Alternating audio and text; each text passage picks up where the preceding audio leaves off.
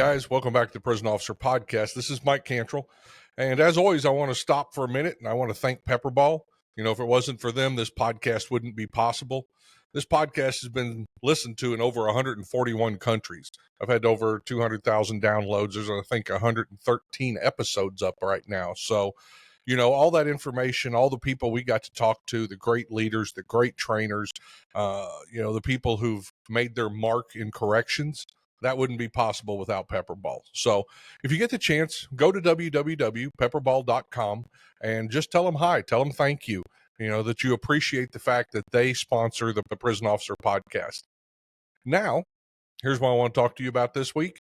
If you didn't get the chance to go to the Missouri Correctional Association / Missouri Probation Parole Officers Association Fall Conference, we had it down at Chateau at the Lake. It's not Chateau in the Lake, it's Chateau at the Lake in Branson, Missouri. And it was a great venue, had a great time down there. I got to teach a couple of classes, and so really enjoyed that. But the other thing I got to do while I was there was sit down and talk to some amazing people. And so I've got these videos loaded up. They're going to come along here. We're going to talk about gangs. We're going to talk about training new staff. We're going to talk about probation and parole and how that works with keeping our inmates and offenders out of our prisons and out of our jails. So stand by. Hope you enjoy. Hello, everybody, and welcome back to the Prison Officer Podcast. This is Mike Cantrell. I'm coming to you from the Missouri Correctional Association, where I'm Missouri Correctional Association and the MPPOA. They've come together, which is the Missouri Probation and Parole Officers Association. They come together and have a fall conference together each year. And so I wanted to make sure that we got some probation and parole officers in here. So we're going to talk to them now. Tiffany Deal, yes, correct? And Christy Lockwood. I don't know why I was getting ready to say Sandra, but Christy Lockwood. Christy's retired, and Tiffany still works actively? Yes, I work actively at District 27 in Jefferson City as a unit supervisor. So let me start with you. How did you get into corrections or probation and parole? Did you go straight into P&P? No, actually I changed my career, 17 years on an ambulance, and decided to go to college and change my career. And my instructor took me to District 26 in Fulton, right, and introduced me to Dave Neely, who was a unit supervisor and a trainer. And I did an internship for 6 months there, and here I am today. Wow. Helping people, is that the draw? That is the draw for me, okay. Yes. Yeah, you got to an ambulance, that's such important work also.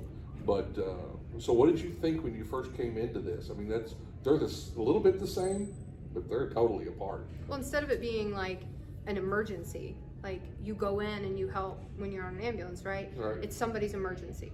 That's what you're doing. Okay. Instead of it being an emergency and never seeing the follow through or the end result, I'm going in where they're either coming out of prison or they're coming on to supervision.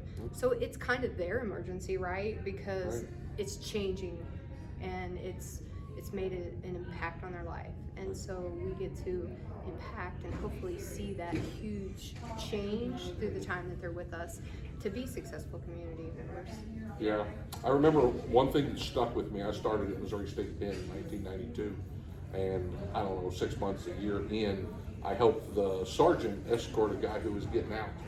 And we walked him to the front door, and we handed him $3.54, something like that. And the guy had been down for like 30 plus years, and handed him that and said, "See you later," out the front door of Missouri State Penn. And my brain was just like, what do you expect out of this? And I never could wrap my head around that. But we do that much better now, huh? We do that much better now, yes. They come in and we help them work with what we call the ORAS and the case plans. So we're working with things that they're barriers they're having in life after being locked up for 30 years, Now we need to help reacclimate them. And some people have never had a cell phone, right? They maybe dealt with an iPad in prison, but it's a little bit different because the cell phone has opened huge doors for them. And they're like, well, what do I do? And some of my family's gone, and where do I have, support? So that's a main draw for us. Even 10 years with technology right now is huge. It is. Huge. Christy Lockwood, Yes. retired Yes. probation and parole. Tell me about how you came into that position, that career. Was it a career for you? It was a career. Okay. I did almost 27 years. Oh, wow. I went to college to be a teacher and decided I didn't like the teaching aspect of the education part of it. So went into criminal justice and then did an internship with the juvenile office and didn't want to be that person that took kids away from their parents. Yeah. Even though it may have been warranted, I didn't want to get shot at. Sure. Or, I would not be happy if someone tried to take my kids. No, they'd get shot at, wouldn't they? Yeah, I mean, yeah. So I thought, okay, adult probation. So I didn't do any kind of internships, or I had no idea what I was doing when I first started. I didn't even know really what it was. Right. But things were just different. Yeah. I didn't even, and I could tell you throughout my career, it wasn't until later in my career that I even understood much about probation and parole. Right. Corrections and P&P are so intertwined and so connected, but I don't feel like we connect the way we should. I like seeing this in Missouri. You don't see this everywhere. Yeah. Where you have corrections and probation and parole at a conference together, learning the same things, networking. So, I think this is great. Did you guys have an understanding of what went on the other side in corrections? Because I didn't from my side. I didn't. When I first started, I had no idea. Mm-hmm. All I knew is I did not want to be an institutional officer. I wanted to be in the community. Right. But no, I didn't have any idea. I think they've done a better job over the years in teaching and educating field staff. Is institutional officer a new thing? An IPO? IPO, institutional parole officer? No, they've been around. I don't think we had those back then. Really? Yeah, Okay. they've been around my whole career. Okay. They were around. Institutional parole officers. What's the difference? Or is there? They do, they just have a different function. They're getting them ready? Getting them ready, writing reports for the board, doing, I think it's more report writing and. We're doing ORASs now. And so, yeah. The prison assessments for them, so. Are you an IPO? No, but Okay. I have been, we have JCCC and Algoa in my district. Right. So luckily I've had an opportunity in the last 4 months to go over to JCCC and Algoa and kind of do some assessments for them and help them start the case plan and get rolling on how to tell us where you identified while they were there, things that they were working on. We've also started communicating a little bit. We're calling it like a handoff, a soft handoff.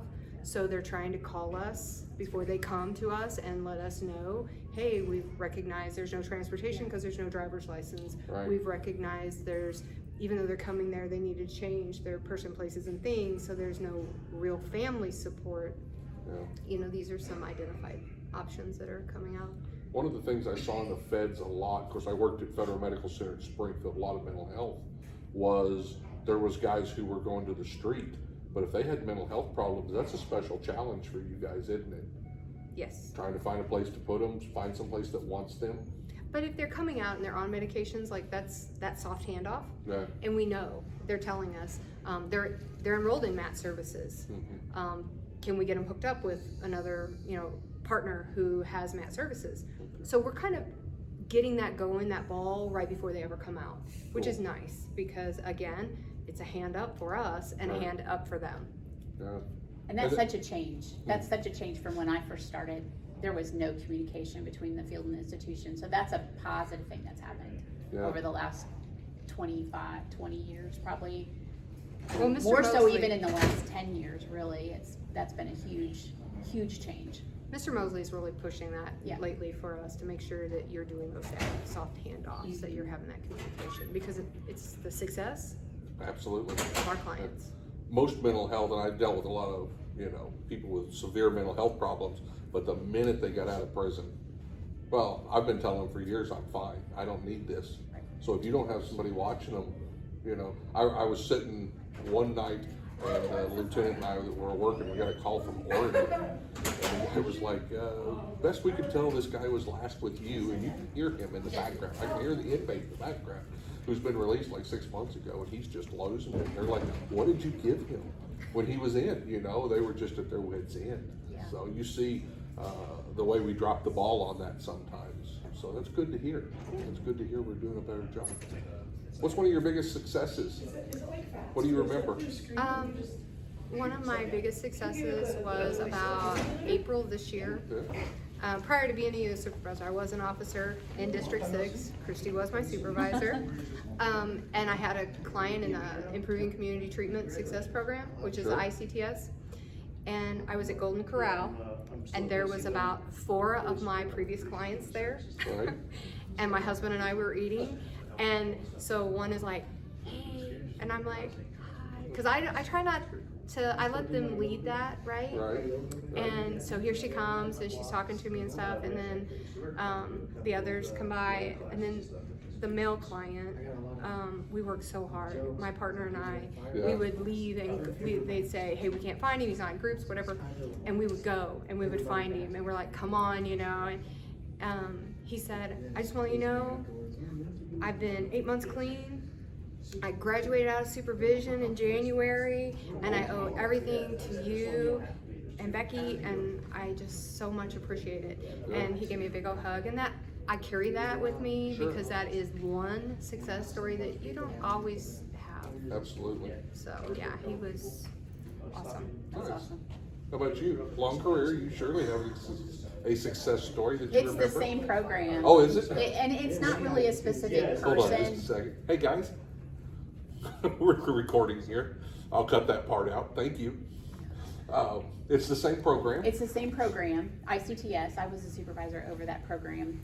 And it wasn't so much a specific incident, but it was just generalized, seeing people successful. Yeah. Because you don't always get that thanks or that. We had like a graduation or a ceremony when people would, you know, complete their programming. And they weren't cured or they weren't, you know, graduated per se. Sure. But they completed a program and they were very proud of it. And those were some of my best moments, were just watching. And I didn't talk a lot at them or really do as much as Tiffany and Becky did as officers, but just watching their interactions with them, I knew they had worked so hard to get them to that point. And the client worked really hard to get to that point. So They would have mental health. yeah. Oh yeah. And Becky and I, one time sat at a hospital until 9:30 in the evening in the emergency waiting with the client until the staff decided that yes, she needed a further evaluation. We were her advocate, and we were her successful need for that application. So, It's interesting. You know, in corrections, you don't often get any of that. You don't get to see the end result. You know, my end result is when I drive out of the institution and I look around and there's not crime being committed in the street. Right. You know, that's what we get. So it must be, it must feel good to see some of those end results and stuff. This program definitely changed my life. I came into PNP in 2020, right at like the COVID area. Right. And Christy approached me and she's like, hey, we heard you would be really good for this, and please would you? And I was like, I have a social work degree, sure, why not? And now I'm a unit supervisor that takes care of the one in Cole County. So I definitely believe in that program. So what have you seen here at the MCA MPPOA conference? I'm gonna be honest. I'm on the board for Okay. MPPOA, so I have been really busy with that kind of stuff.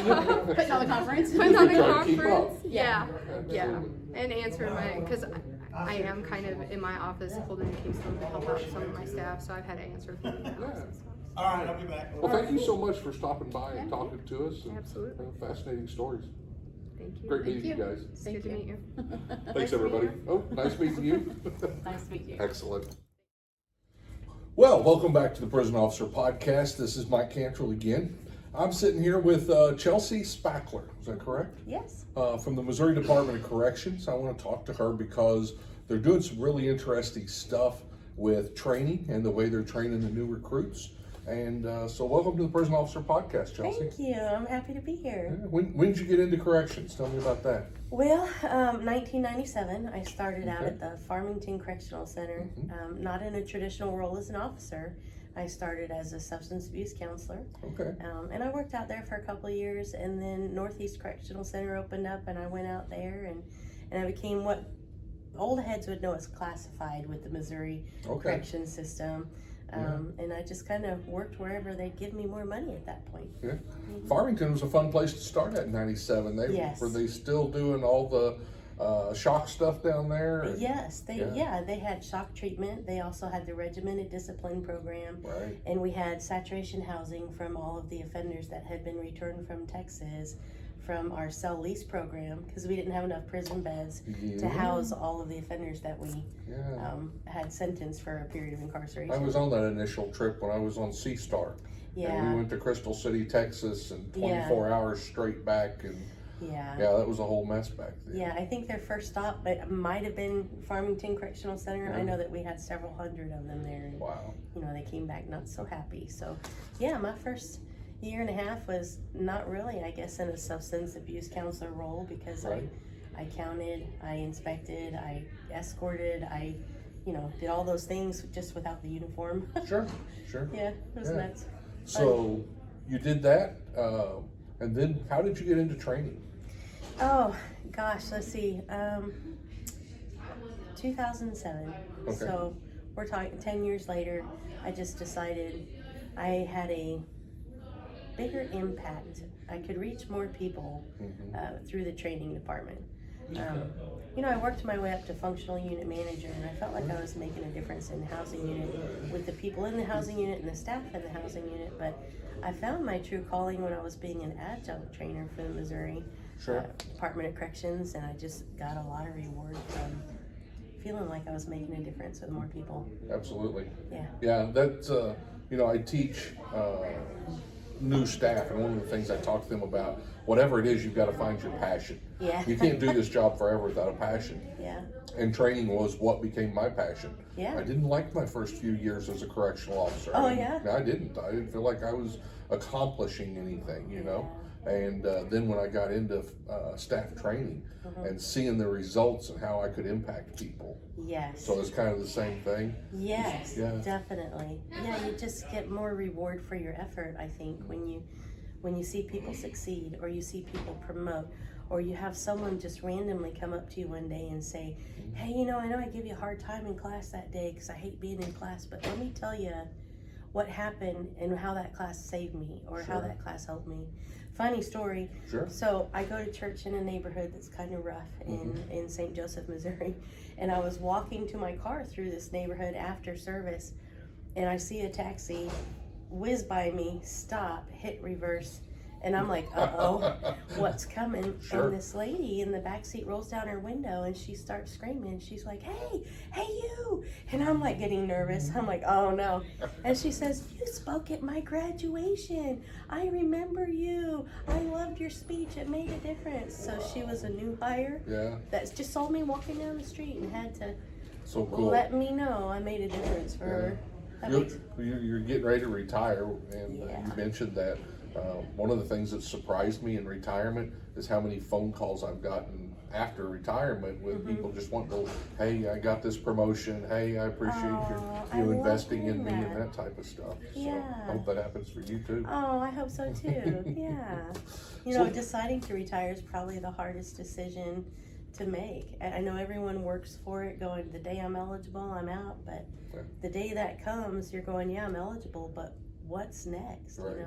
So it was a really hard decision, because I love what I do and I love the people that I work with, but I've checked off all the check marks on my list, and so it's time to let someone else take the helm and see what they can do with it. Who knows? I tell people I failed retirement.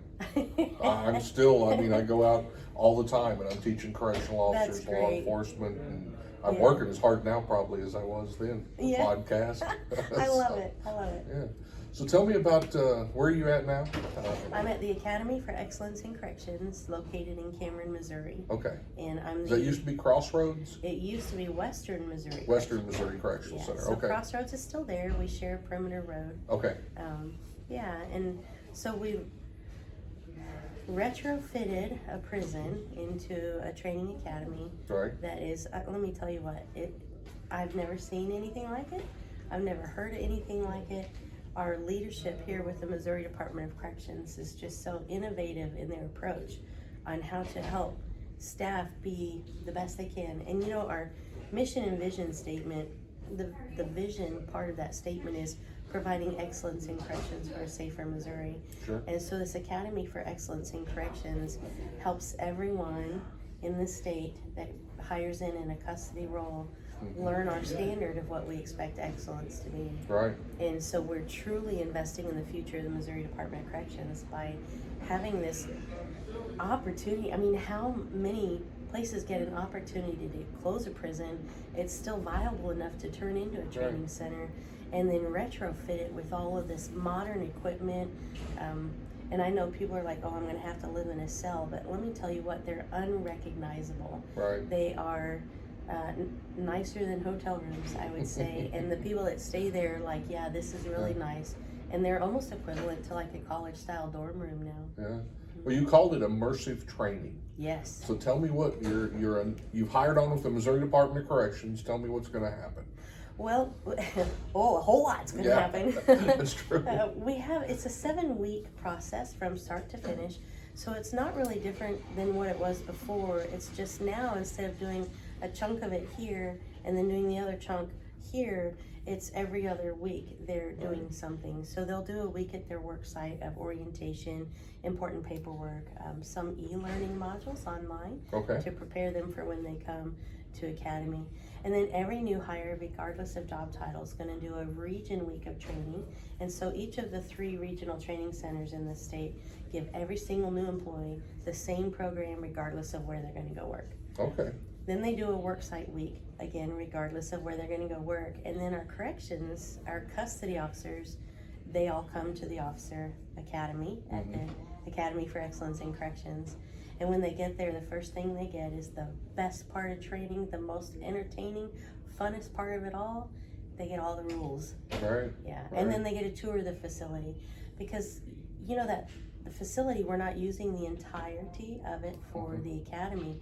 It's a huge facility. Right. And so we've marked off a quarter of it, a quadrant of the facility is what we use for the academy. The administration building, full use, everything training related. And then most of our central services down to like the warehouse is all training related. So they get to see the training unit, which is the old administrative segregation unit. Okay. That has been cleaned out, gutted, but then all offender bunks put back in. Every single DAI facility in the state has donated offender property, contraband, some dangerous contraband, which we track very closely. But we'll set it out. We've made it safe, so if there's like a knife, we've dulled the edges or taped it over with real thick tape, so that as an officer is learning to search, they don't actually cut themselves with real dangerous contraband, you know. But yeah, everything in the training unit is authentic offender property. And so they learn to count in there, they learn to search in there, they learn to pack offender property in there, they learn all the basic, really important skills of a corrections officer. And it's right next door to where they get to stay too. That is a far cry from 1992. Yeah, it sure is. I went to work at Jefferson City, and there was a hotel up there. Don't remember the name of it, but we were in the basement of that hotel. They came in, gave us a red folder, a binder, and other than defensive tactics, we didn't leave for, I mean, that's what we talked about for 2 weeks. Yeah. And then that was it. Yeah. And then you just got, and we got thrown in. Yeah, you just get sent to go, okay, that's where you're going to be today. Yeah. Yeah. And, you know, I think the department learned that the more we invest in someone at the very start, the more likely they are to return that investment. Yeah. And, you know, in the world of business, ROI is like, that's everything, the return on investment.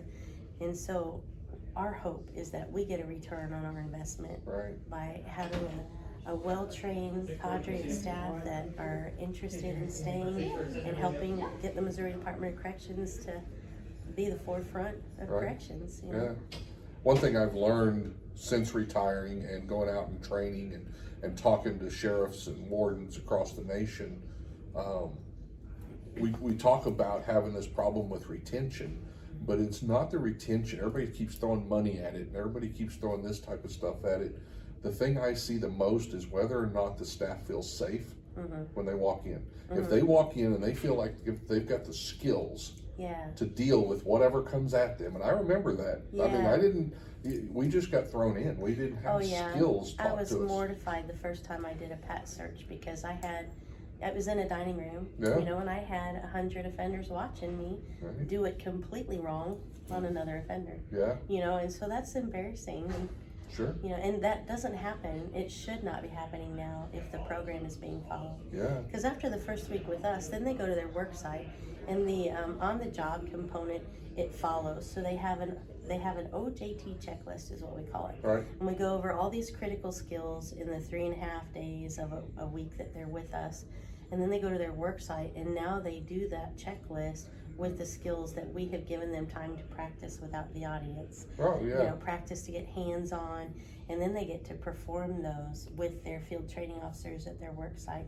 And so it's like in the world of education, we're scaffolding this knowledge now to build it one plank against another plank on Right. another plank. And it just, I mean, I know it's a catchphrase that we started several years ago, but just seeing the confidence for the right reasons in these new officers is Confidence and skill, Mhm. knowledge of policy. Those are And people that, competence, yeah, and they're going to stick around. yeah, hope, that's the hope. Well, I yeah. So much is scary about prison when you first walk in, Sure. you know, Mhm. and I've seen so many people over the years. I've seen staff who the first day of training, we show a couple of films, they're gone. They just walk out. Yeah. Yeah, I wasn't ready for this, you Yeah, know. that's not what I thought it was. Yeah. Yeah. So, Yeah. so they come in, they live there for the week. Uh-huh. I mean, they've got mattresses and stuff. Oh, real beds. It's good to Yeah, go. real Okay. beds, Yeah. smart TVs. So what's a day look like? Oh, typical day at the academy. We open up the dining room around 6:30. We got free coffee in there. And we don't have hot meals for breakfast, but we provide oatmeal packets, cereal packets, fresh fruit, stuff like that. And then they report to their first class at 8 a.m. And every morning in Officer Academy is a 2-hour block of defensive Classroom in tactics. the cell house. Not all of them. Okay. So the first 2 hours of every day is doing defensive tactics. And we used to Good. do all of it all at once. So it was Right. a full day of nothing but, you know, learning how to take down and control if necessary. Sure. You know. But now it's 2 hours at a time. Okay. And that gives them an opportunity to build upon it every day. And they're actually doing really well retaining it through the full 3-week portion of the Officer Training Academy with the worksite weeks in between. And they're doing really well with the testing process and that. But so every morning they start with footwork and then a different skill, and then they get a little bit of a longer break after that first 2-hour block of instruction, and then they go to their next block of instruction. Now our classes, since we're training statewide, they've gotten really big, and so the training team has had to really evaluate how do we do this effectively for everybody to be able to learn. And so it's kind of a messy process for someone that doesn't understand the cycle.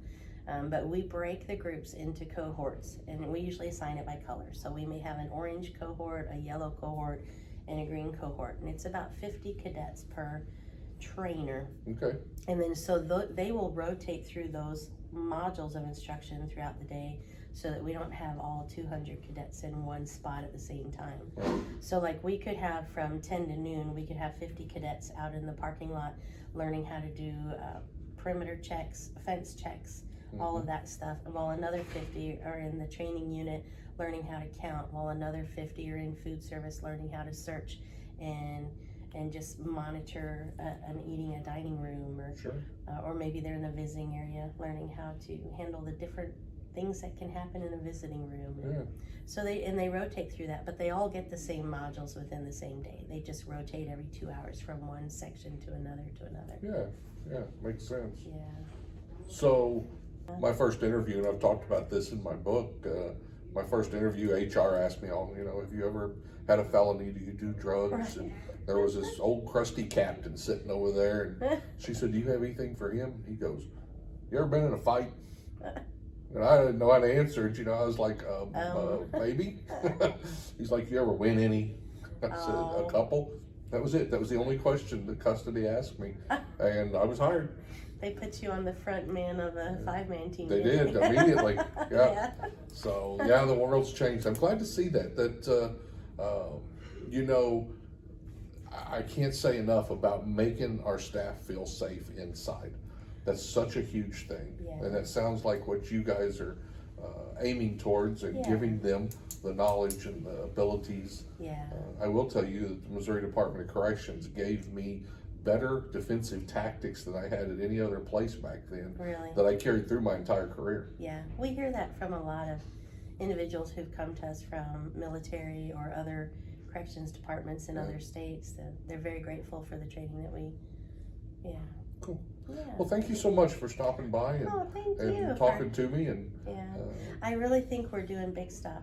yeah, You know, and it was a hard decision to walk away from it, but you know, it's gosh, it took so long to get there. Yeah. And I had a vision of what it needed to be to get there, and we got there. And so now it's someone else's turn to kind of, you know, tweak it and get it to where it's sustainable for a long time. And I really think it is. Yeah. It's amazing the program, how it all came together. It's just absolutely amazing. Credit to the visionary who thought of this. It's just, but you're going to see the results of that work for forever. hopefully, Yeah. I'm just grateful to have been a part of it. I'd like to go see it sometime. Yeah, well, I'm sure we could get you in there. Sounds good. Yeah. Well, I hope Thank you have a you. great day. Thank you. You too. Thank you. We'll see you soon. Hello, everybody, and welcome back to the Prison Officer Podcast. My name is Mike Cantrell, and I'm here at the Missouri Correctional Association Fall Conference in Branson, Missouri, at the beautiful Chateau on the Lake. This is a new venue, and it's a really nice place. We're having a lot of fun, a lot of classes going on, and I'm grabbing some of these people and talking to them, finding out what's going on with the Missouri Correctional Association. So I've got with me today Mr. Farrell Rooks, and he is a subject matter expert on gangs for the Training Academy. So welcome to the Prison Officer Podcast. Thank you, I appreciate it. Yeah. So how did you get into corrections? I always like to start there because everybody found a different path coming to work in corrections. How did it work for you? Yeah, mine was a little bit different. Okay. I'm originally from the south side of St. Louis. Okay. Went to college, didn't finish it. I got into retail work during the day, then I got into security, so I was a bouncer, some clubs, I can see smaller that. bars, things like that. I had a little bit of background in boxing and wrestling and things like that, so Okay. that was kind of my niche. And then I had basically a sit down with my older sisters. I got two older sisters, we're 16 and 17 years apart, and that was just kind of, not saying that the job that I was doing wasn't an important job, but they said, and I was like, little brother's trying to get a big boy job. Sure. And you probably need to look at a state or a federal job. And I thought about police, becoming a police officer. And my sister, she's retired military, she did 20 years in the Navy. She said, if you want to go into that, have you looked at corrections first? That'll teach you how to talk to somebody, rather than what you're doing now is basically using your hands to make them do what you want them to do. Good analogy, yeah. So at that time, I put my application in, and I got hired on at Pacific, which is right outside of St. Louis. And then I actually had too many family members that were there as offenders, Right. so I couldn't work there. And then Boonville Correctional Center called me a couple of days later, and that's where I started my career with the department. Excellent, excellent. Correctional officer, is that how Yes. you came in? Okay. Yeah, but I came in as a CO1, and once I came in, I really enjoyed just being a CO1. I became a member of the CERT team, our Correctional Emergency Response team, and that really drew me in and made me stick around a lot. And I actually did not want to promote. I wanted to be a CO1. I was in segregation, which I loved working. Yeah. I like dealing with difficult offenders. Yeah. That's what I like doing. But then the opportunity came about, and the segregation sergeant position came up, and it was day shift with weekends off. Had never had a weekend day off. So I got lucky and I interviewed and I got on my first try. Cool. And I also got into training, which is what I'm doing now. But I started off with defensive tactics, got into firearms, PR-24, our movement teams, rise disturbances. violence is what I like. Yeah. We call it hard skills. Right, Those right. are the things I like. I didn't know Missouri Department of Corrections still had the PR-24. We do, Yeah. we do. It's so ancient. I love it. But I love that side handle. Yeah. It gives us so much control. I'm actually a senior instructor through Safari Land on that, so I train the trainers on PR-24. Yeah. No, I missed mine. When I went from the state of Missouri to the feds, we didn't have those, and I missed it because that was something it was always there for you if you were working. Do you have it at all institutions or certain positions now? Every person that's a member of CERT has to be certified in it. Okay, cool. Yeah. So, you're a gang specialist. Yes. How'd you get into that? Growing up where I came up, there were gangs everywhere. Okay. All through St. Louis. I have some family members that are part of gangs, and I was just kind of working in SEG, and my sergeant at the time, Sergeant Morris, was one of the, at that time, gang task force officers. And I just happened to walk back and he's looking at a picture of this guy online. He's throwing up a hand signal. I said, "Oh, well, he's a part of this." And he like turned around and said, "How do you know that?" I was like, I don't know. I just do. Yeah. And then that's kind of how I got my foot into the door. And once he retired, we switched from considering it as a gang task force, as a security threat group. Right. Because that's what we consider them, they're a threat to our security inside of our facility. Yep. And then I became the security threat group officer at Boonville, and then did that for a year or two, and then I became a co-coordinator with our investigator. Yeah. And I did that until I came down to the training center. So just from my own curiosity, you know, I started Missouri State Penn in '92, and basically there was the Aryan Brotherhood and there was the Muslims, and they controlled every other gang, but you went to those two people. And then when I went feds, the feds were tracking like, I don't know, the feds are tracking like 50 gangs when I went to the federal system. So it was a huge shock for me to have to learn all that. So what's going on, or you know, you don't have to get real specific, but what gangs are current, I guess, in the Missouri Department of Corrections? What are you dealing with the most?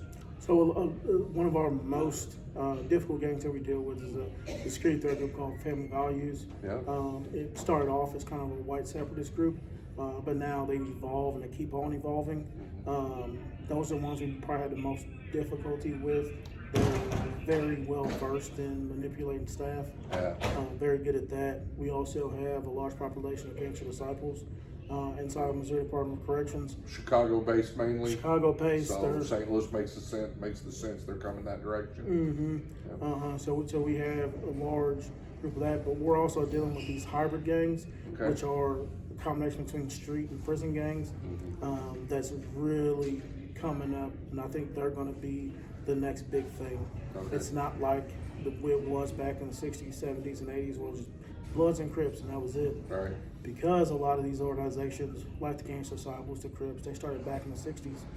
Now, the real gang culture has evolved. Now we're dealing with those individuals' great grandkids, and there's so many of them that they may be having an issue with another security threat group, but then they have a cousin that's a rival of that. So are you really going to kill your blood family over it? No. So then they will start up a hybrid gang for it. So it's kind of interesting. I actually had a conversation at the Midwest Gang Investigator Association with an officer where it's not unknown in St. Louis to pull over a vehicle and you have a Crip or a Blood in the same vehicle because they're all related and they're hanging out together. And back in, at least when I grew up in the 80s and early 90s, that was unheard of. Right, yeah. Now I saw gangs over my career that would work together for money, for drugs, and for sex. They could be polar opposites. But if they could help each other get that, then they would work together. That's interesting that you've got they're working together now because they got family members, they got people they know. And they're all related. And we still have those groups that maybe in the past that were, let's say, a black supremacist or white supremacist group that really didn't mess with the other race. But now, if you can make me some money, then we can at least talk, right? We can at least have a conversation. I think Missouri highly different, especially talking with people from other states, in the sense that we aren't so segregated as most states. So you go down to Oklahoma, Texas, those places, they self-segregate themselves. Right. But in Missouri, we're kind of the melting pot, so it's not difficult or out of the norm to walk inside a facility. You'll see white guys hanging out with black guys hanging out with Hispanic guys. It's just Missouri's a little bit different, and their focus mainly is on money. Yeah, that's interesting. I came from a very small town and knew nothing about gangs when I walked into Missouri State Pen, and I mean, so you just get hit in the face with it. Yeah. So, Midwest Gang Investigators Association. So you're a part of that? Yeah, so I've been a member for about 3-4 years, and that's basically everybody in the Midwest and is involved with law enforcement. But we have the P&P, state and federal P&P. You have deputies, Highway Patrol, DEA, ATF. We had a Border Patrol agent this past couple of weeks ago come in and talk at our conference. We had a conservation agent that was involved in the shooting dealing with sovereign citizens a few years ago at the conference also. And we go to the conference and it's really about networking, getting to know people, spreading information and talking, because I think just law enforcement period gatekeep some information from each other. The bad guys aren't. Right. They're talking to each other, so that's kind of like our president, Cynthia Halaz. She pushes that at our conferences of making us sit down and talk to each other. Nobody's going to be some cool guy sitting in the back trying to be incognito. You need to get up and talk to people and network so we can somehow do as much as we can to defeat the gang violence that's going on.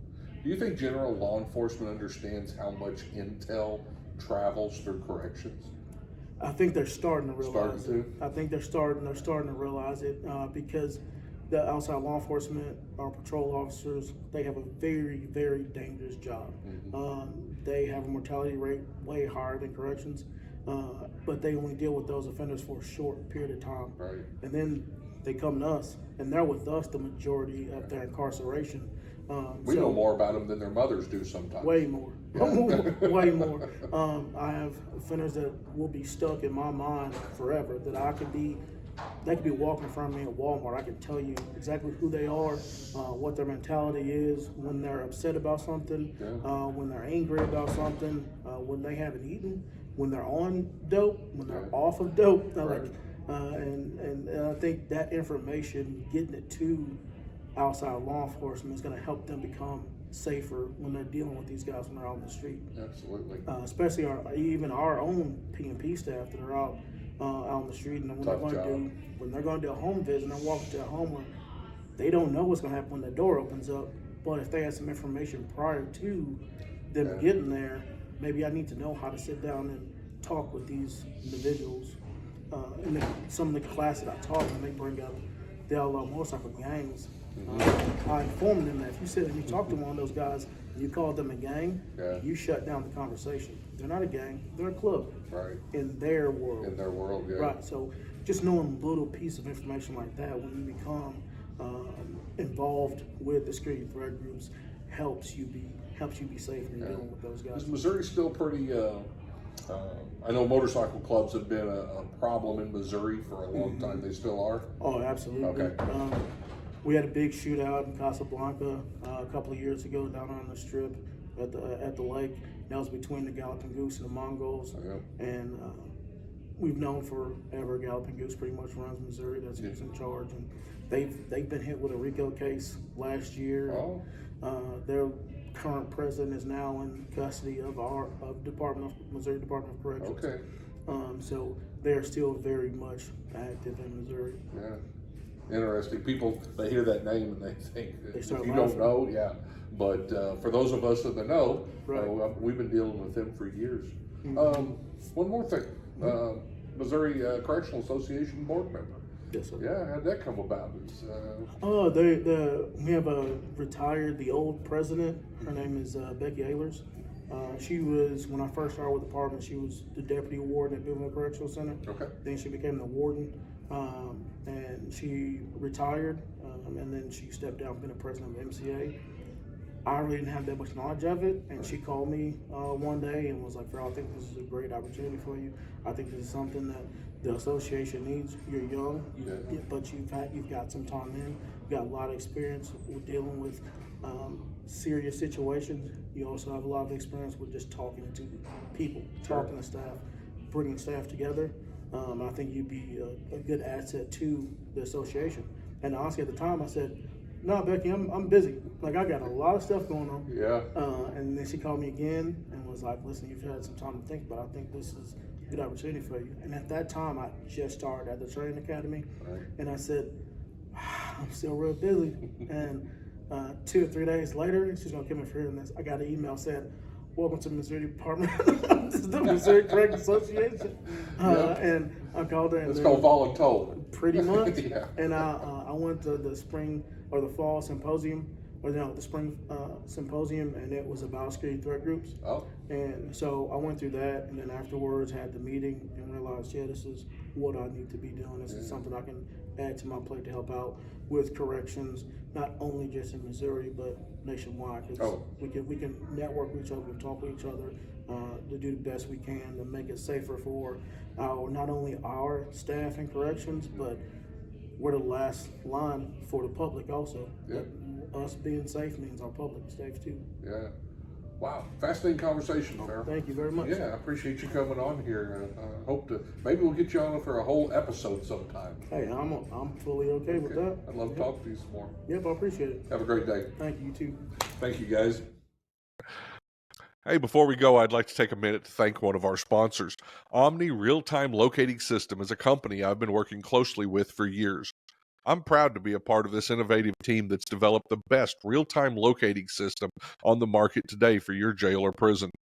Omni's PREA-compliant real-time monitoring technology is the very best way to track and record your inmates' locations, their movements, their interactions throughout every square inch of your correctional facility.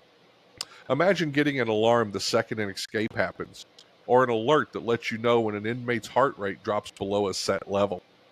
To learn more about Omni, go to www.omnirtls.com. That's omnirtls.com. Or you can click on today's show notes to get in the information guide. Omni Real-Time Locating System is a powerful tool specifically designed for the modern correctional professional. If you haven't done so, please take a moment to like my podcast, or better yet, hit the subscribe button so that you'll be notified when the next episode comes out. Thanks for listening, and let's be safe out there. Hey, before we go, I'd like to take a minute to thank one of our sponsors. Omni Real-Time Locating System is a company I've been working closely with for years. I'm proud to be a part of this innovative team that's developed the best real-time locating system on the market today for your jail or prison. Omni's PREA-compliant real-time monitoring technology is the very best way to track and record your inmates' locations, their movements, their interactions throughout every square inch of your correctional facility. Imagine getting an alarm the second an escape happens, or an alert that lets you know when an inmate's heart rate drops below a set level. To learn more about Omni, go to www.omnirtls.com. That's omnirtls.com. Or you can click on today's show notes to get in the information guide. Omni Real-Time Locating System is a powerful tool specifically designed for the modern correctional professional. If you haven't done so, please take a moment to like my podcast, or better yet, hit the subscribe button so that you'll be notified when the next episode comes out. Thanks for listening, and let's be safe out there.